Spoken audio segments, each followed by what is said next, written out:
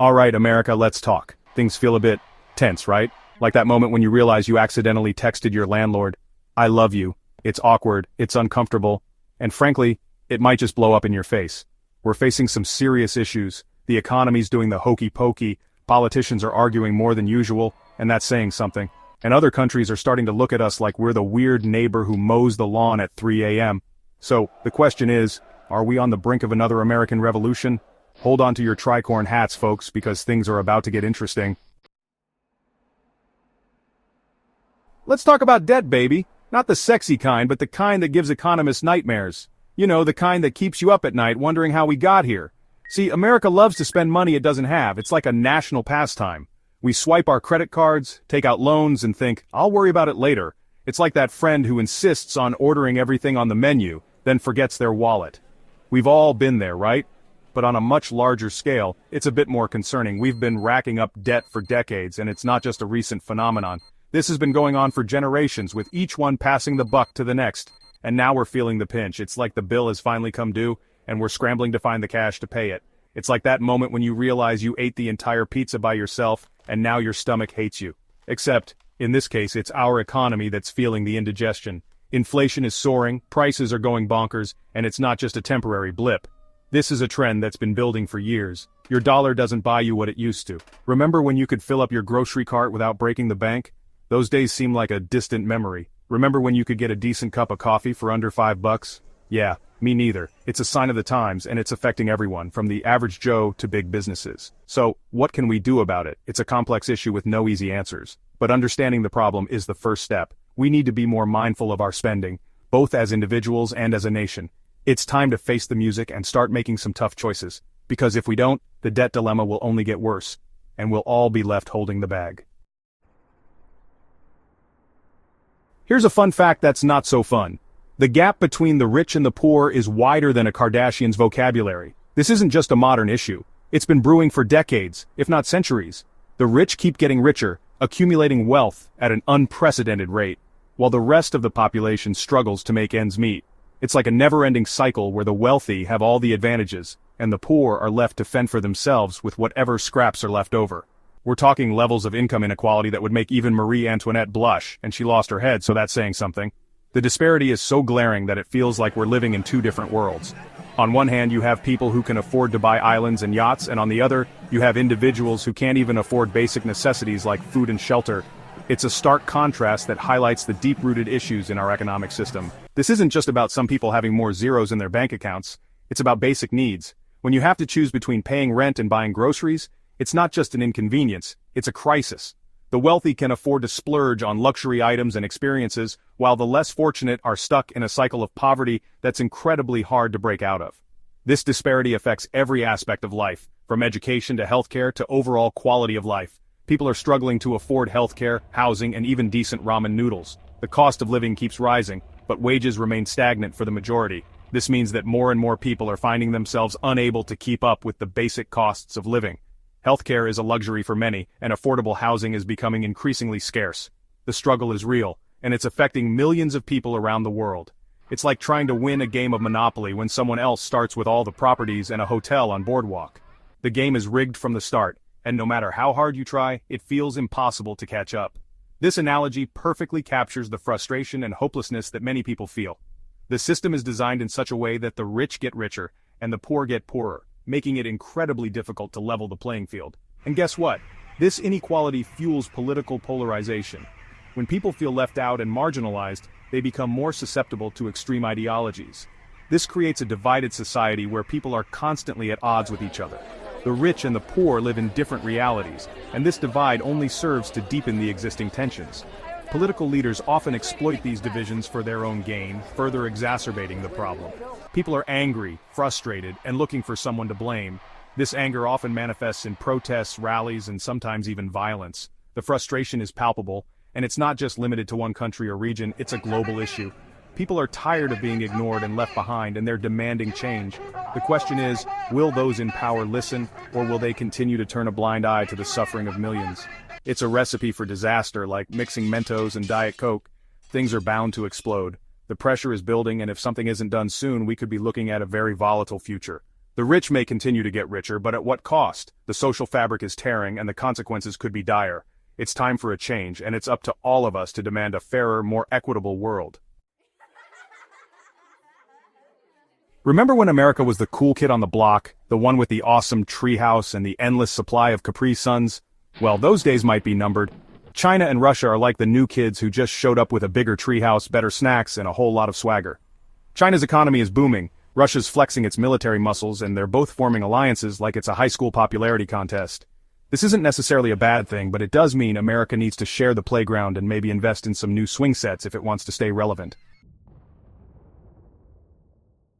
Section 5. History repeating itself, uncomfortable parallels. History might not repeat itself, but it sure does rhyme. And right now, it's spitting some serious Eminem-level rhymes about past revolutions. Economic instability, check. Internal conflict, check. Rising external threats, check, check, check. Think back to the French Revolution, the Russian Revolution, even the American Revolution itself. These weren't just random events, they were the culmination of deep-seated issues that had been simmering for years. And guess what? We're seeing those same issues bubbling up right now. Here's the thing about pressure, it builds, and when it finally blows, it's not pretty. We've got all this internal pressure, the economic anxiety, the political division, the feeling that the system is rigged, and it's all happening while we're facing growing external pressure from China, Russia, and other global players. It's like being stuck in a tiny elevator with a bunch of angry clowns. Sooner or later someone's gonna lose it. Okay, so things might seem bleak, but don't despair just yet. It's not all doom and gloom. Sure, the headlines are filled with stories of economic downturns, political strife, and global tensions, but there's still hope. We have the power to change the narrative, to steer our collective ship away from the storm and towards calmer waters. We can still turn this ship around, but it's going to take some serious effort. It's not just about grand gestures or sweeping reforms, it's about the small, everyday actions that each of us can take. Imagine if every community came together for cleanup events, or if neighbors helped each other out more often. These small acts of kindness and cooperation can add up to significant change. First, we need to address the economic elephant in the room. That means tackling debt, both personal and national. It means creating jobs that pay a living wage and ensuring that everyone has access to the resources they need to thrive. We need to support small businesses and local entrepreneurs who are the backbone of our economy. Investing in education and infrastructure is crucial. Our schools need to be places where every child can learn and grow, regardless of their background. Our roads, bridges, and public transportation systems need to be safe and efficient. By investing in these areas, we can create a foundation for long-term economic growth and stability, and finding ways to create a fairer economy that works for everyone, not just the top 1%, is essential. This means implementing policies that promote economic justice and reduce inequality.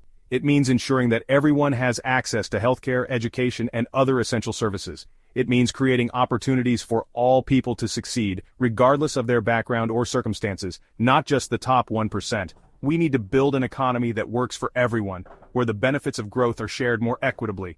This might involve rethinking our tax policies, increasing support for social programs, and finding new ways to support those who are struggling.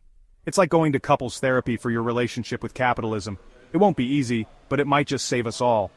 We need to have honest conversations about what's working and what's not, and be willing to make changes where necessary. This might mean making some tough choices, but it's worth it if it means creating a more just and equitable society. It won't be easy, but it might just save us all. We need to come together as a community to listen to each other's concerns and work together to find solutions. This means being willing to compromise and to find common ground even when it's difficult. Second, we need to cool it with the political polarization. It's time to stop treating each other like enemies and start seeing each other as fellow citizens. We need to remember that we're all in this together and that we all want what's best for our country. It's time to stop treating each other like enemies and start acting like, Americans. We need to find ways to bridge the divides that separate us, to build understanding and empathy. This might mean having difficult conversations, but it's worth it if it means creating a more united and cohesive society, and start acting like, Americans. We can disagree without being disagreeable. We can have different opinions without resorting to name-calling or violence. We need to find ways to engage in civil discourse, to listen to each other's perspectives and to find common ground. We can disagree without being disagreeable. We can have different opinions without wanting to throw tomatoes at each other. It's about finding ways to have constructive conversations, to listen to each other's perspectives and to find common ground. We can have different opinions without wanting to throw tomatoes at each other. Although, let's be honest, a good tomato fight can be cathartic sometimes. It's about finding ways to engage in civil discourse, to listen to each other's perspectives and to find common ground. Although, let's be honest, a good tomato fight can be cathartic sometimes. But seriously, we need to find ways to engage in civil discourse, to listen to each other's perspectives, and to find common ground. It's about building a more united and cohesive society.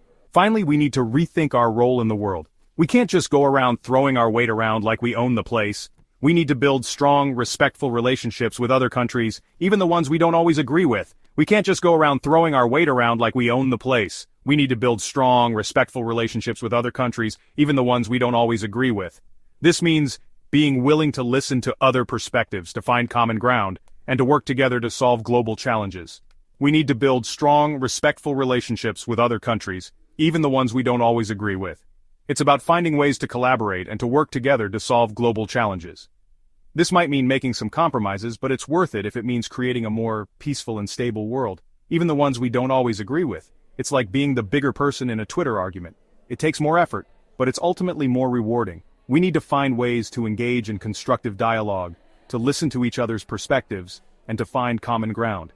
It's like being the bigger person in a Twitter argument. It takes more effort, but it's ultimately more rewarding. We need to find ways to engage in constructive dialogue, to listen to each other's perspectives, and to find common ground. It's about building a more united and cohesive society.